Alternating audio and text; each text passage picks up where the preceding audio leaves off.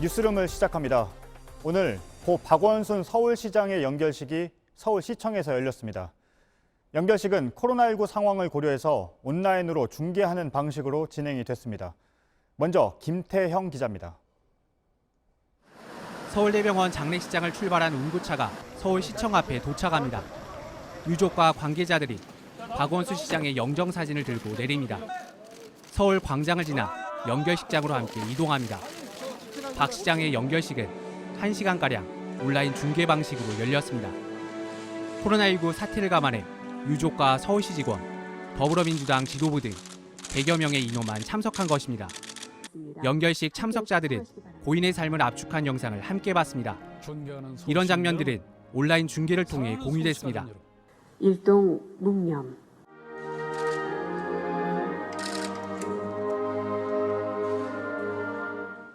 이어 공동 장례위원장의 추모사가 이어졌습니다.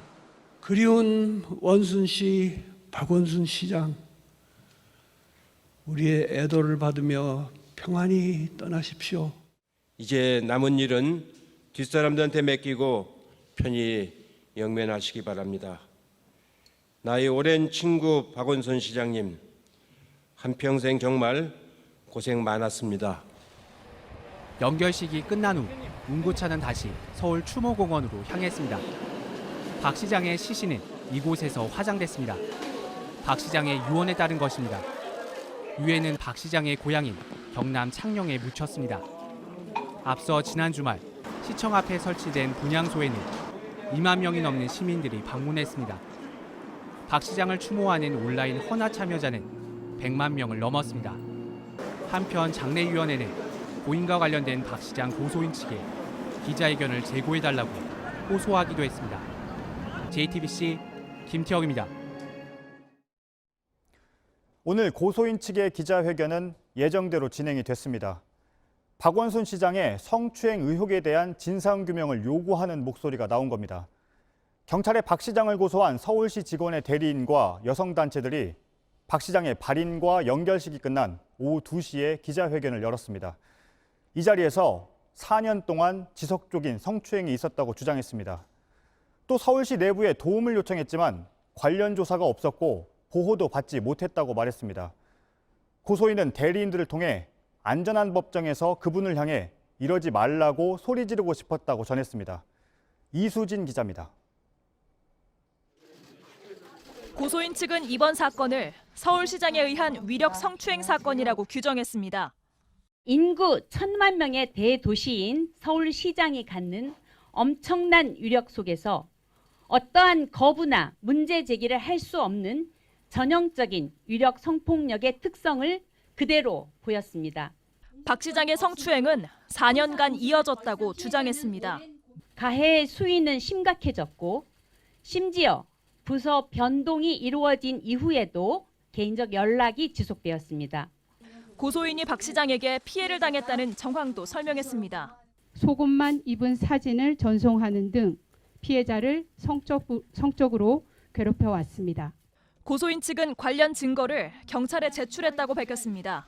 피해자가 사용했던 핸드폰에 대해서 경찰에 임의 제출을 하기 전에 저희가 사적으로 포렌식을 했습니다.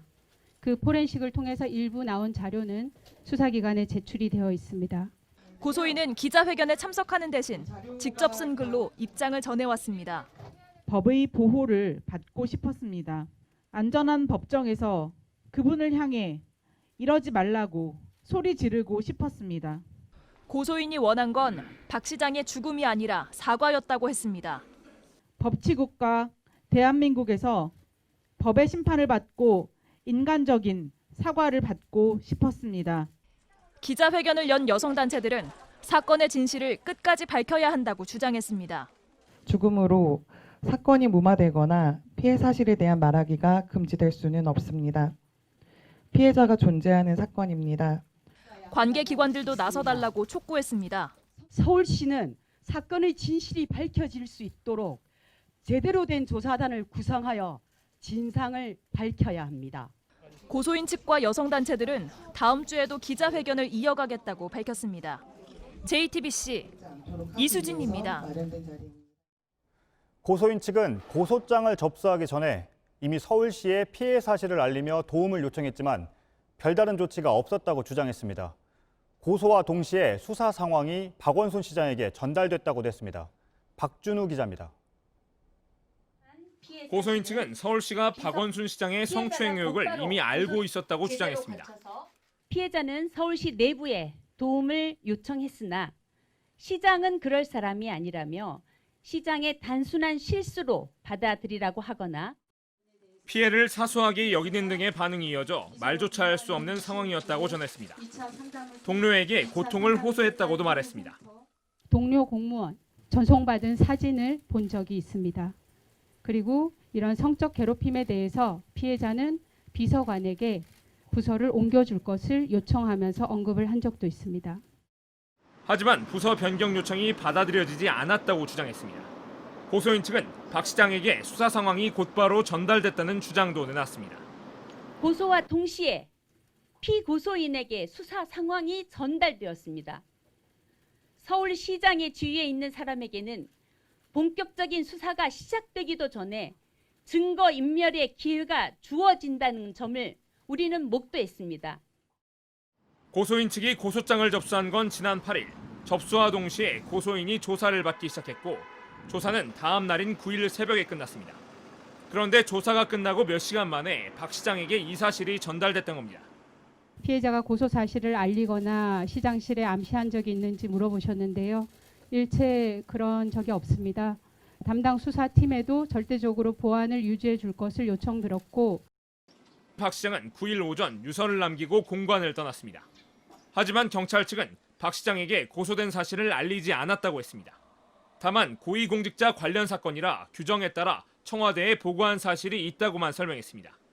청와대는 관련 내용을 박 시장에게 알린 적 없다며 피해 호소인을 비난하는 2차 가해를 중단해 줄 것을 부탁한다고 밝혔습니다. JTBC 박준우입니다. 그렇다면 서울시의 입장은 어떤지 서울시청에 나가 있는 취재 기자를 연결하겠습니다. 김도훈 기자가 나가 있습니다.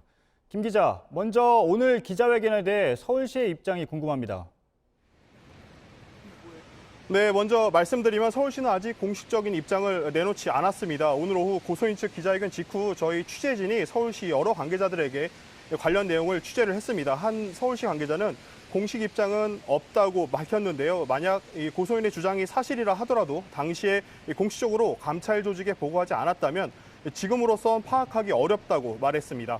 기자회견 직후인 오후 5시쯤 고 박원순 시장 장례위원회에서는 아직 장례 절차가 마무리되지 않았고 오늘은 장례 절차에 집중할 수밖에 없다고 밝혔습니다. 네, 고소인 측은 피해 사실을 비서실 관계자들에게 알렸는데도 아무런 조치가 없었다고 주장하고 있는데요. 이 부분은 앞으로 중요한 쟁점이 될 수도 있을 것 같습니다. 서울시의 이와 관련해서 신고나 진정 기록이 남아 있습니까? 그렇습니다. 고소인 측 기자회견 내용에서도 언급된 내용입니다. 구체적인 시기는 나오지 않았지만 피해자가 주변에 이런 사실을 알렸다고 했습니다. 저희가 서울시 감찰팀과 노조 등의 이와 관련된 내용을 물어봤습니다. 모두 이와 관련해 어떤 신고나 진정이 들어온 사실이 없고 알고 있는 사항도 없다고 답했습니다. 만약 고소인 주장이 사실이라면 비서실이 자체적으로 은폐했을 가능성도 있다. 이렇게 볼 수 있는 대목인데요. 만일 서울시가 진상규명에 착수한다면 누가 언제 어떤 방법으로 피해 사실을 호소를 묵살했는지가 초점이 될 것으로 보입니다. 네, 한 가지만 더 질문을 하죠. 서울시가 지금 공식 입장을 준비하고 있습니까? 네, 저희가 여러 경로로 확인한 결과 일단 서울시는 사실관계부터 파악 중인 것으로 알려졌습니다. 한 감사실 관계자는요, 묵살, 은폐 의혹에 대해 내부 조사에 착수할지 여부는 공식 입장문에 포함이 될 것이라고 말을 했습니다. 하지만 이 비서실 간부 대부분이 퇴직한 데다 관련 자료는 사실상 아예 없는 것으로 알려지고 있어서 조사가 제대로 될 수 있을지 등 여러 사항을 다각적으로 고려하고 있는 것으로 전해졌습니다. 네, 서울시청에서 김도훈 기자였습니다. 고소를 한 사실이 알려진 뒤에 고소인의 신상을 추적하거나 협박하는 글이 인터넷에 올라오기도 했습니다. 고소인 측은 이런 2차 가해 행위에 대해 오늘 경찰에 고소장을 냈습니다. 또 고소장의 내용이라며 떠도는 건 실제 고소장이 아니라고 했습니다. 이혜원 기자입니다. 피해자에 대해서 온 오프라인 상으로 가해지고 있는 2차 가해 행위에 대해서 추가 고소장을 서울지방경찰청에 접수를 했습니다. 고소 사실이 알려진 직후부터 일부 인터넷 커뮤니티 등에선 고소인의 신상을 찾는다거나 참교육을 시키겠다는 등 협박성 글이 올라왔습니다. 고소인의 사진이라며 출처가 분명하지 않은 사진을 퍼나는 경우도 있습니다. 피해자의 신상을 색출하고 그리고 좁혀가겠다, 그리고 피해자에게 책임을 묻겠다라고 하는 이야기들이 굉장히 많이 일어났기 때문에 고소인 측은 또 온라인에 고소장이라며 도는 글은 실제 고소장이 아니라고 반박했습니다. 그러면서 해당 문건을 유포한 사람들에 대해서도 고소했다고 말했습니다. 고소장이라고 떠돌아다니는 그 문건은 저희가 수사기관에 제출한 문건이 아닙니다. 그리고 그 문건 안에는 사실상 피해자를 특정할 수 있는 그런 부분들이 들어있기 때문에 경찰은 고소인의 요청에 따라 고소인에 대한 신변보호 조치를 하고 있다고 밝혔습니다. JTBC 이혜원입니다. 네, 취재기자와 함께 좀 더 자세한 얘기를 나눠보겠습니다. 이서준 기자가 나와 있습니다. 이서준 기자, 우선 고소장이 접수된 수사기관에서 진상조사가 가능합니까? 일단 박원순 시장이 극단적인 선택을 하면서 피고소인을 조사할 수 없는 상황입니다. 그렇기 때문에 공소권 없음으로 정식 수사는 마무리될 수밖에 없습니다. 하지만 처벌과 무관하게 수사기관이 사안의 진상을 파악할 필요가 있다고 판단을 하면 진상조사를 할 수는 있습니다. 예. 앞서 이춘재 연쇄살인 사건 등도 공소시효가 지나 공소권이 없었지만 진상조사를 하고 그 조사 결과를 발표한 바 있습니다. 예. 만약 그렇게 된다면 강제수사, 강제조사는 어떻게 되는 겁니까? 압수수색 등 강제조사를 하려면은 법원이 영장을 발부해줘야 합니다. 법원은 하지만 형사재판을 위해서만 이 영장을 발부합니다. 범죄 혐의점이 있는 피의자를 특정해서 영장을 발부받아야 하는데 그런 피의자가 없는 상황에서 법원이 단지 진상규명만을 위해 영장을 발부한 사례는 지금까지 없었습니다. 네, 제가 여러 법률가들에게 의견을 물었는데요. 모두 영장을 통한 강제조사는 불가능하다고 말했습니다. 예. 오늘 고소인 측은 박 시장의 휴대전화 확보의 중요성도 강조를 했잖아요. 그 부분은 어떻게 되는 겁니까? 휴대전화를 보려면은 이 역시도 압수수색 영장이 반드시 필요합니다. 하지만 앞서 말씀드린 대로 이 휴대전화를 강제로 분석할 수 있는 영장 발부의 길은 사실상 없는 상황입니다. 현재 성북경찰서가 이 박 전 시장의 사망 경위만을 수사 중인데 이 수사팀은 당일 박 전 시장의 동선을 확인하기 위해 휴대전화를 분석하고 있기는 합니다. 하지만 이 부분은 단지 동선 파악을 위한 GPS와 휴대전화 사용 내역 등으로 제한이 됩니다. 경찰 측도 성추행 고소건과 관련한 휴대전화 기록은 볼 수 없다는 입장입니다. 예. 본래 성추행 고소 사건 외에 그러면 다른 고소고발 사건을 수사하는 과정에서도 진상이 어느 정도 밝혀질 수 있는 부분이 있습니까? 우선 서울시 관계자 등이 고소인이 요청한 도움을 묵살했다라면서 방조 혐의로 고발장이 접수된 상태입니다. 또 앞서 서울시를 연결을 했는데요. 서울시가 만약 공식 입장에서 자체 조사에 착수하겠다라고 한다면은 이 과정에서도 역시 조사가 이루어질 수도 있습니다. 만약 묵살이 있었는지, 실제로 어떤 보고가 있었는지 또는 서류가 작성됐는지 등도 이 부분에서 확인이 필요할 것으로 보입니다. 이 밖에도 고소인에 대한 2차 가해, 또 박 전 시장에 대한 사자 명예훼손 등 다른 고소 고발건을 수사하는 과정에서 이 간접적인 조사가 이루어질 수도 있을 것으로 보입니다. 또 고소인이 만약 민사소송을 제기할 경우 피해 여부를 법원이 판단해야 할 수도 있습니다. 네, 알겠습니다. 이서준 기자였습니다. 고소인 측의 기자회견 뒤에 민주당은 대체로 말을 아꼈습니다. 이해찬 대표는 대변인을 통해서 짧은 사과의 입장을 전했습니다. 성추행 고소건에 대해 부정적이던 의원들은 아직은 장례 절차가 진행 중이라며 구체적인 입장을 내놓지 않았습니다. 황혜린 기자입니다. 문제 제기는 있을 수 있습니다. 하지만 박원순 시장이 가해자다라고 하는 점을 기정사실화하고 있는 것이기 때문에 사자 명예훼손에도 해당할 수 있는 얘기입니다. 오늘 아침 서울시 정무부시장 출신 진성준 의원의 주장입니다. 고소인 측의 기자회견이 나온 뒤 진 의원을 포함 박 시장과 가까웠던 의원들은 아직은 장례 절차 중이라고 말을 아꼈습니다. 민주당 차원의 공식 논평도 없었습니다. 대신 수석 대변인이 비공개 회의에서 나온 이해찬 대표의 발언을 전했습니다. 피해를 호소하는 여성의 아픔에도 위로를 표합니다. 이런 상황에 이르게 된 것에 사과드립니다.